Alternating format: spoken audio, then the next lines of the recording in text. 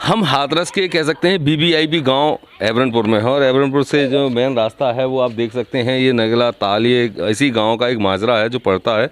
ये ग्राम पंचायत एबरनपुर का ही है, जिसके लिए जाने के लिए प्रमुख रास्ता है। जो प्रमुख रास्ता है उसके हालात आप देख सकते हैं क्या है कि शायद किसी आदमी को निकल कर जाना आसान नहीं होगा, क्योंकि बिना उसके नहीं निकल सकते हैं यहाँ से। और यहाँ होकर जब भी निकलेंगे तो उसे पूरी कीचड़ में होकर निकलना पड़ेगा। कह सकते हैं कि पूरा ताल बना हुआ है। हमारे साथ एक क्या नाम है सर आपका?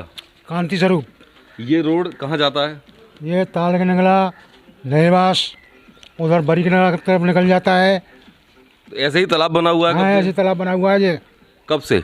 ये करीब हो गए साल भर से होना है ये पूरे। कोई आता है यहाँ? किसी ने कहा, कभी शिकायत की इस चीज़ के लिए? शिकायत करी है लेकिन कोई समाधान नहीं होता है।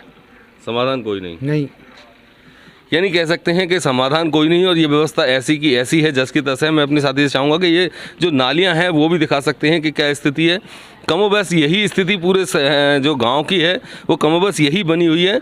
और ये कहा जा सकता है कि ये वो गांव है जिसमें कई दर्जन केंद्रीय मंत्री, कई दर्जन राज्य मंत्री और उत्तराखंड की राज्यपाल रहीं बेबी रानी मौर्य भी यहाँ आई थी इस गांव में। क्योंकि इस गांव को बीबीआईपी गांव इसलिए कह रहा हूँ मैं कि इस गांव के जो दिनेश शर्मा हैं वो प्रभारी हैं उत्तर प्रदेश के, पंजाब प्रभारी रहे थे कभी भारतीय जनता पार्टी के। कह सकते हैं भारतीय जनता पार्टी की सरकार है इस समय केंद्र में और राज्य में। हमारे साथ कुछ बुजुर्ग यानी सीनियर सिटीजन भी मौजूद हैं। सर, जानेंगे क्या स्थिति है गांव की? गांव की तो बहुत ख़राब स्थिति है। यहाँ नेता और मंत्री तो बहुत आए पहले, किसी ने कुछ नहीं किया। दिनेश शर्मा है ना, उन्हीं का मामला है, उन्हीं के परिवार का मामला है ये। नहीं तो गांव में कमोबेश सभी व्यवस्था खराब पड़ी हुई है, पूरी सड़कें उगड़ी हुई हैं। ये गांव तो सांसद ने गोद भी लिया था, कुछ नहीं हुआ। सांसद ने गोद लिया, कुछ नहीं हुआ गाँव में, अभी तक कोई कार्य नहीं हुआ। नहीं, बताया जाता है कि जो पहले काम जो एक टंकी लगी है वो सफ़ेद हाथी बन गई है और उसके लिए सड़कें भी खोदी गई थी। हाँ, सड़कें खराब पड़ी हुई हैं, ना कोई टंकी का पानी आ रहा है, ना कोई पानी का कोई प्रोग्राम हो रहा है।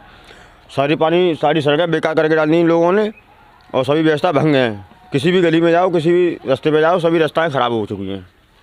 तो ये कह सकते हैं गांव में हमारे साथ और भी ग्रामीण मौजूद हैं। क्या स्थिति है कमोबेश? ये गांव गोद लिया था राइस दिवाकर जो सांसद रहे थे उनने, और ये प्रभारी हैं उत्तर प्रदेश के, उनका गांव है। जन कोई नहीं हुआ है, सब नेता आगे बुन सीधा बुन कर दो। अच्छा, कोई काम नहीं हुआ? कोई काम नहीं हुआ है। सड़कें खुली पड़ी हैं, सब खुली पड़ी हैं। यानी सीधा सा कह सकते हैं ये वो गांव है जो सांसद राइस दिवाकर ने, यानी पिछली भारतीय जनता पार्टी की सरकार में सांसद रहे थे राइस दिवाकर, उनके द्वारा गोद लिया गया था। और अभी तक ये गांव गोद में ही है। क्योंकि मैं फिर वही कमोबेश ये दिखा सकता हूं कि जो आप सड़कों का ये देख सकते हैं कि यहाँ पानी की लाइन डली है, क्योंकि टंकी लगी गई, टंकी से पानी सबके घरों में पहुँचना था। लेकिन जब से वो टंकी लगी उसके बाद सड़कों को खोद दिया गया, सड़कों को ठीक भी नहीं किया गया। वही स्थिति बनी हुई है यों के तो जस के तस। यानी कह सकते हैं कि सांसद के गोद लेने से पहले गांव कहीं ना कहीं सुरक्षित था, लेकिन उसके बाद उसकी और ज़्यादा हालत ख़राब हो गई। सड़कें खुदी हैं, व्यवस्था नहीं है, शौचालय नहीं है, बहुत सारी ऐसी व्यवस्था हैं जो कमियों का पूरा कमोबेश बनाए हुए अपने अंदर, लेकिन इसको देखने वाला कोई नहीं है। बीआईपी गाँव एक सबसे बड़ा कचरा वाला गाँव बन चुका है। PN शर्मा, हाथरस।